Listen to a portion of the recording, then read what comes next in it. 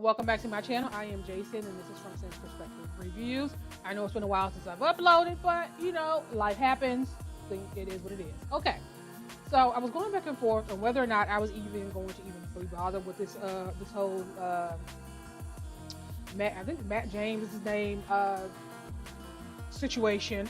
Am I a fan of The Bachelor? No. Or The Bachelorette? No. Do I watch the show? No. I may have seen the first season of The Bachelor, but I'm not sure what season they're in now. But I do know up until this point, it's been white bachelors up until this point, and of course, 99% of the contestants were also white. So we are fully aware that this show was not created for people who look like me. It was not made to be marketed to people who look like me. So, am I saying I can't, I can't critique on whether or not it's a good show, bad show, whatever the case may be. But I do know that it's not a show that I watch, and it's not a show that anybody that I know watch. So, which is another reason I think where a lot of people were kind of up at, it's kind of like, why are they doing this now? We understand why they're doing this now, because inclusion is very lucrative at this point. Up until this point, you've been very happy with having your 99% white cast, and it's worked well for you. For your whatever demographic you were going for, it's worked for you for a number of years. And so, of course, people understand that inclusivity and diversity is very lucrative at this point in time. And so a lot of people are going to jump on that bandwagon. So what I can say is that I think people should beware of convenient diversity and convenient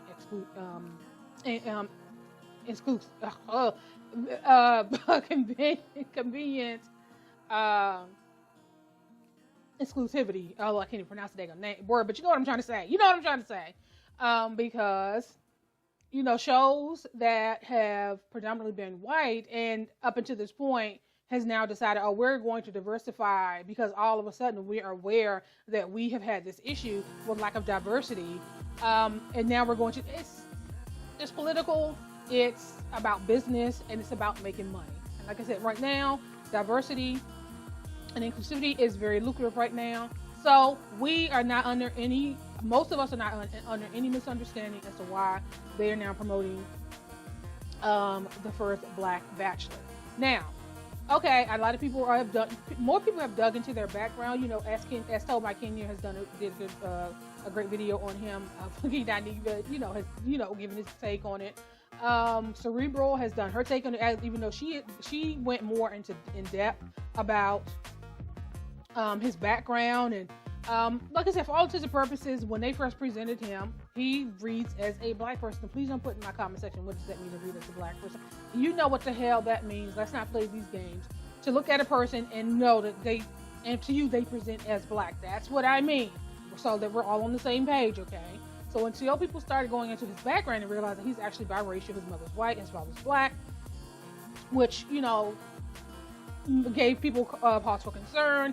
And then you have the fact that they're doing it now. And so a lot of people, their questions. People have had questions. Sorry, Bug, I had my sliding glass door open, cleaning off my balcony, and forgot to close the screen door. But people are, so it's not any wonder why people are asking, why are they doing this now? And at this point, people don't really care, because people see it for what it is. It's pandering. You know what I'm saying? Like, you've gone all this up until this point without it. Why are you doing this now? And why this guy? And when people started going into his background and realizing that, oh, this guy was actually on an episode of The Bachelorette. Obviously, he didn't make it. People are questioning what the lineup is going to be for the show, because, like I said, he is biracial. And so most people have already kind of given their critique on how they think this lineup is going to be. It's either going to be it's going to be majority white or majority racially white and racially ambiguous, with a couple of Black women who actually presents as Black, included in the cast. And of course, we can predict that he's either going to end up with a white person or a racially ambiguous person. They're probably going to err on the side of caution and have him end up with a racially ambiguous person. But at the end of the day, we are under no assumption, I'm assuming most of us, that he's going to go into the show and select one of the Black women on the show. And again, I don't really care. I don't watch the show. It's not, to me, it doesn't do anything for me one way or the other. When they announced it, I was indifferent. I'm still pretty much indifferent to it. Okay, whatever. And then there's also the question of his sexuality. Like, is he straight? Is he gay? Is he bi? You know, people put up his Instagram, and you know, this one guy that's, you know, seems to be in all his photos and some kind of questionable photos and